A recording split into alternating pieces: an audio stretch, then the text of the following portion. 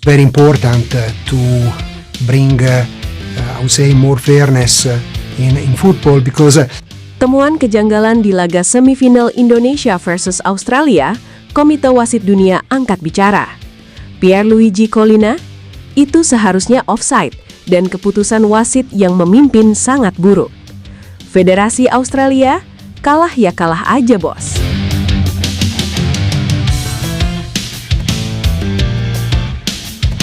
Kalau kita bicara soal pertandingan Indonesia U19 melawan Australia U19 di semifinal kemarin, ada satu hal yang sebenarnya harus diapresiasi dari permainan Garuda Muda. Banyak orang mungkin hanya melihat hasil akhir dan kecewa karena Indonesia gagal melangkah ke final. Tetapi jika kita membedah bagaimana jalannya pertandingan selama hampir 90 menit, sebenarnya ada banyak hal positif yang bisa menjadi modal untuk masa depan. Menghadapi Australia bukan perkara mudah. Mereka datang dengan kualitas fisik yang luar biasa, permainan yang sangat langsung, serta kemampuan menjaga penguasaan bola dengan sangat baik. Tidak mengherankan jika sepanjang pertandingan, mereka mampu menguasai bola hampir 70%. Dari menit awal hingga menjelang akhir pertandingan, tekanan terus diberikan kepada lini pertahanan Indonesia. Namun justru disinilah mental para pemain muda Indonesia benar-benar diuji. Dalam situasi seperti itu, sangat mudah bagi sebuah tim untuk kehilangan fokus. Ketika lawan terus menyerang, pemain biasanya mulai panik. Garis pertahanan menjadi berantakan, dan ruang kosong akan muncul di berbagai sisi lapangan. Tetapi yang terjadi kemarin berbeda. Indonesia tetap bermain dengan kepala dingin. Para pemain bertahan tidak terburu-buru keluar mengejar bola.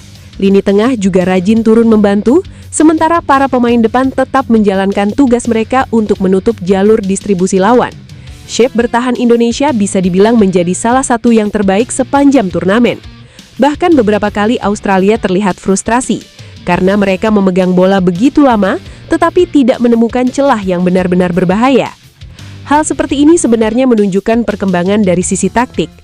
Dulu banyak tim muda Indonesia sering kehilangan konsentrasi ketika menghadapi tim yang lebih unggul secara fisik dan penguasaan bola. Tetapi dalam pertandingan ini, para pemain menunjukkan kedewasaan dalam membaca situasi. Mereka tahu kapan harus menekan, kapan harus bertahan rendah, dan kapan harus memperlambat tempo permainan. Sayangnya, pertandingan yang seharusnya dikenang sebagai duel taktik yang menarik justru dibayangi oleh berbagai keputusan kontroversial dari perangkat pertandingan. Sejak babak pertama, sudah ada beberapa momen ketika pemain Indonesia mendapatkan tackle keras, tetapi permainan tetap dilanjutkan oleh wasit. Keputusan seperti ini tentu menjadi perhatian, karena konsistensi adalah hal paling penting dalam sebuah pertandingan. Pemain akan menyesuaikan cara bermain mereka berdasarkan standar yang ditetapkan oleh wasit.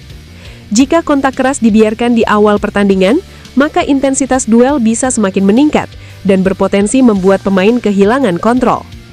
Salah satu kejadian yang paling banyak diperbincangkan terjadi di dalam kotak penalti Australia. Dalam duel perebutan posisi, pemain Indonesia terjatuh setelah terjadi kontak dengan pemain lawan. Banyak pihak yang merasa insiden tersebut setidaknya layak diperiksa lebih jauh, namun wasit menganggapnya hanya sebagai benturan biasa atau body contact. Dari sini perdebatan mulai muncul. Sebagian mengatakan keputusan wasit benar, karena sepak bola memang olahraga kontak fisik.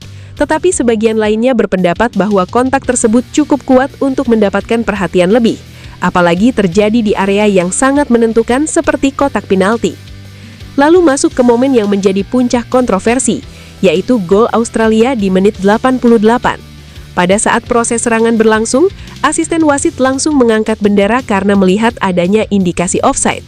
Reaksi supporter Indonesia yang memenuhi stadion pun langsung meledak, karena mereka menganggap ancaman tersebut sudah berhasil dihentikan.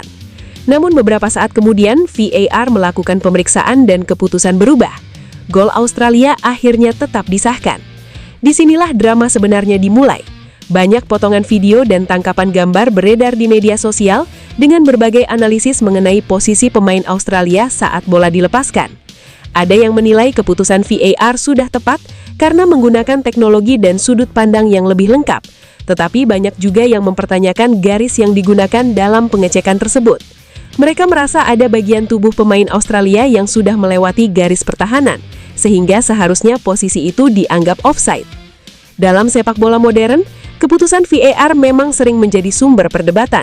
Teknologi memang hadir untuk mengurangi kesalahan manusia, tetapi keputusan akhir tetap bergantung pada interpretasi petugas yang mengoperasikan. Karena itulah ketika sebuah keputusan sangat menentukan hasil pertandingan, kontroversi hampir tidak bisa dihindari. Setelah gol tersebut terjadi, suasana stadion berubah menjadi semakin panas. Pemain Australia yang mencetak gol melakukan selebrasi dengan membuka jersey dan menutup kedua telinganya sambil menghadap ke arah tribun supporter Indonesia. Aksi itu langsung menjadi sorotan karena dianggap sebagai bentuk balasan terhadap tekanan luar biasa yang mereka rasakan selama pertandingan. Di satu sisi, ada yang menilai itu hanya luapan emosi pemain muda yang baru saja mencetak gol kemenangan di menit-menit krusial. Dalam sepak bola, selebrasi penuh emosi memang sering terjadi. Tetapi dari sisi lain, banyak pendukung Indonesia yang menganggap gestur tersebut sebagai tindakan yang kurang menghormati supporter tuan rumah. Atmosfer pertandingan memang luar biasa. Hampir 30.000 pendukung memenuhi stadion dan memberikan dukungan tanpa henti selama 90 menit. Chant, teriakan, serta dukungan dari tribun menjadi energi tambahan bagi para pemain Indonesia untuk terus bertahan menghadapi gempuran Australia. Justru karena atmosfer yang begitu besar, laga ini juga menjadi pelajaran penting bagi para pemain muda. Bermain dalam tekanan puluhan ribu penonton, menghadapi tim yang lebih dominan dalam penguasaan bola, dan tetap mampu bertahan sampai menit akhir adalah pengalaman yang tidak bisa dibeli dengan apapun. Setelah laga berakhir, berbagai komentar mulai bermunculan. Muncul kabar mengenai evaluasi terhadap kepemimpinan wasit, terutama terkait beberapa keputusan krusial yang terjadi selama pertandingan. Kontroversi ini kemudian menjadi bahan diskusi panjang di kalangan pecinta sepak bola. Sementara itu, kubu Australia tidak terlalu ingin memperpanjang perdebatan. Mereka pada dasarnya menyampaikan bahwa hasil pertandingan sudah ditentukan, dan kedua tim harus menerima keputusan yang dibuat oleh perangkat pertandingan. Bagi mereka, kemenangan adalah hasil dari perjuangan pemain selama 90 menit. Pelatih Australia juga disebut memberikan pesan kepada Indonesia agar tidak terlalu lama terjebak dalam kekecewaan dan segera mengalihkan fokus ke pertandingan perebutan tempat ketiga melawan Kamboja pada tanggal 13. Karena dalam turnamen kelompok umur, perkembangan pemain dan pengalaman bertanding jauh lebih penting daripada hanya mengejar hasil sesaat. Dan mungkin disinilah kedewasaan sebuah tim benar-benar diuji. Kekalahan yang menyakitkan, apalagi dengan berbagai kontroversi yang mengikutinya, memang sulit untuk dilupakan. Namun Garuda Muda harus bisa bangkit, karena perjalanan mereka masih panjang. Yang paling penting, pertandingan ini menunjukkan bahwa Indonesia sudah mampu bersaing dengan negara yang memiliki tradisi sepak bola kuat seperti Australia. Walaupun lebih banyak bertahan, mereka mampu membuat Australia bekerja sangat keras untuk mencari celah. Bahkan gol yang terjadi pun datang di penghujung laga, setelah perjuangan panjang selama hampir satu pertandingan penuh. Kedepan pengalaman pahit seperti ini bisa menjadi bahan pembelajaran. Para pemain akan belajar bagaimana menghadapi tekanan, bagaimana tetap tenang ketika keputusan pertandingan tidak berjalan sesuai harapan, dan bagaimana bangkit setelah mengalami kekecewaan besar. Karena pada akhirnya, sepak bola selalu punya cerita yang lebih besar dari sekedar menang dan kalah. Ada perjuangan, ada pengorbanan, ada rasa bangga, dan ada pelajaran yang akan membentuk karakter sebuah generasi pemain. Sekarang semuanya sudah terjadi.